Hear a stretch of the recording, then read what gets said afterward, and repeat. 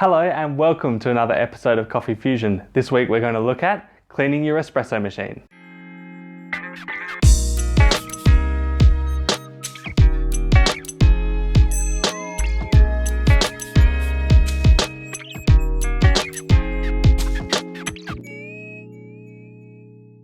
So first of all, some of the cleaning you need to be doing shot to shot. So this is every time you finish pulling a shot of espresso, this is what you should be doing. So first of all, obviously you knock out that used puck and give it a wipe with a cloth that is dry. Now you want to use a dry cloth because if you use a wet cloth, then your portafilter will remain wet, and so when you pull your next shot, the water will kind of slide down the sides of the basket. Once you've done that, make sure you give that shower screen a rinse by just turning the group on for a couple of seconds and then turning it off again.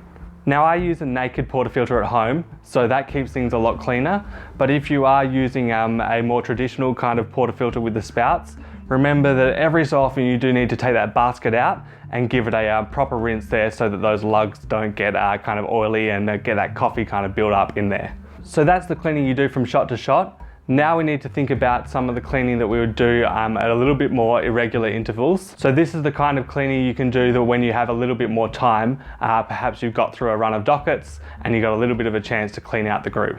So get a cup and some hot water and a little bit of backflush cleaner and get your group brush and clean around the inside of that group. You can also use your blind basket and just lock the portafilter up in and kind of wiggle it while you run the water, just to rinse a bit of water through there. So you want to do this whenever you get the chance between service, like if you finish your run of coffees for now and you've got a little bit of time, just clean up that group so that the coffee coming through is nice and clean. So now I want to talk about backflushing, so at least at the end of the day, but if you can try and do it after the kind of main morning service as well in a cafe, it'll keep your equipment nice and clean. So just get a little bit of the backflush chemical and put it in a blind basket and lock that into the group. And you want to run that through about sort of 4 or 5 times, each for about 4 or 5 seconds.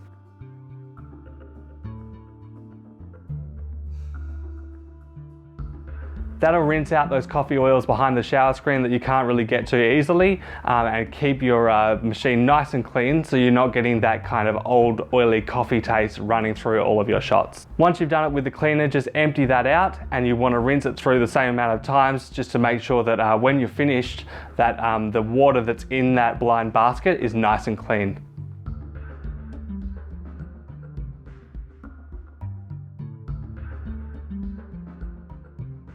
Now ideally every day, but at least a few times a week, you want to take off the shower screen as well. And you can see obviously from my machine it's just done with a levering kind of action, but some machines will have a little bit of a screw that you need to unscrew. And you can see the build up, even though I have backflush, there's a little bit of kind of coffee oil and gunk up around there, so just wipe that clean. If you do it nice and regularly, there won't be a huge disgusting build up behind there, but if you leave it, then it just gets really, really bad. So this is the cafe cleaning. For the home cleaning, I would recommend kind of chemical backflush at least once a week. Just backflush with water after each day, and that'll keep it nice and clean. And if you can do that shower screen once a week, that would be really good. If not fortnightly, at least monthly. The thing with a home machine is that although you aren't running as much coffee through it, because you don't have that regimented cleaning cycle, you will kind of find that things get gunky pretty quickly. The other thing that's important is to use nice, clean, filtered water that's soft water. So if you've got a filter that removes some of the calcium hardness, that's going to ensure that your machine is maintained a lot better. And in the cafe, you want to be making sure your filters are replaced regularly. But for your home machine, make sure you're just doing a descale through that tank maybe once every 6 months. So there you go guys, there's a bunch of cleaning tips that will help make sure your coffee is tasting nice and fresh and nice and clean.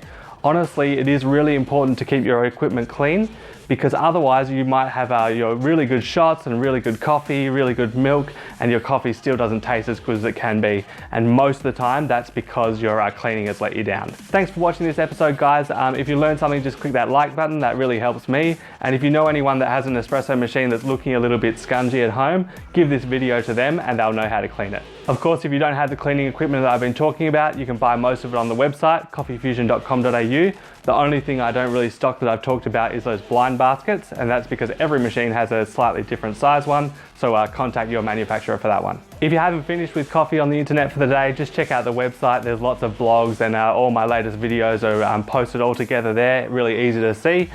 Check out the Coffeefusion on Instagram if you want to look at some coffee photos, but I'll see you Thursday for the next latte art compilation. Cheers guys.